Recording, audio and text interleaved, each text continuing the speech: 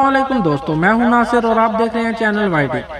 दोस्तों, chief executive officer Arshad Malik ने PIA की सऊदी अरब की परवाज़ों में इजाफी किराए की वसूली की शिकायत का सख्ती से नोटिस लेते हुए एक्शन लेने की हिदायत जारी कर दी है।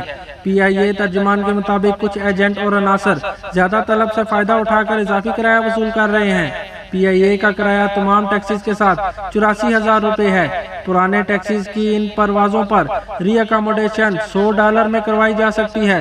कोई भी एजेंट 4 से 5,000 से ज्यादा कमीशन वसूल नहीं कर सकता, जो कि 84,000 किराए में ही शामिल है।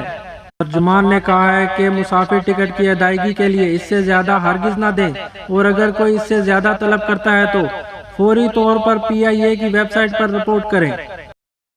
और दोस्तों, सऊदी अरब ने पाकिस्तान में मौजूद लेबॉर्ट्रियों की फहरिस्त जारी कर दी है, जिनमें कराची से आगा खान सिविल अस्पताल, डाउ अस्पताल और इंडस अस्पताल की लेबॉर्ट्रियां शामिल हैं। इस्लामाबाद की कौमी अदारा सेहत की वायरोलॉजी लैब की रिपोर्ट भी कबूल की जाएगी।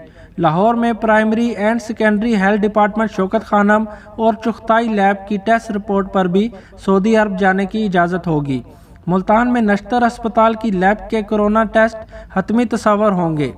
इस तरह खैबर से पेशावर मेडिकल यूनिवर्सिटी की पब्लिक हेल्थ लैब को मंजूर किया गया है और कोयटा से सरकारी मोबाइल लेबॉर्ट्री और FJC&G अस्पताल की लेबॉर्ट्रीज के कोरोना टेस्ट की रिपोर्ट पर भी सऊदी अरब का सफ़र किया जा सकता है। और सखर से Gambat institute of medical science, Muzaffarabad के Abbasi institute of medical science और गिलगित बल्तिस्तान की DHQ अस्पताल की लेबॉर्ट्रीज के नताइज सऊदी अरब को कबूल हैं।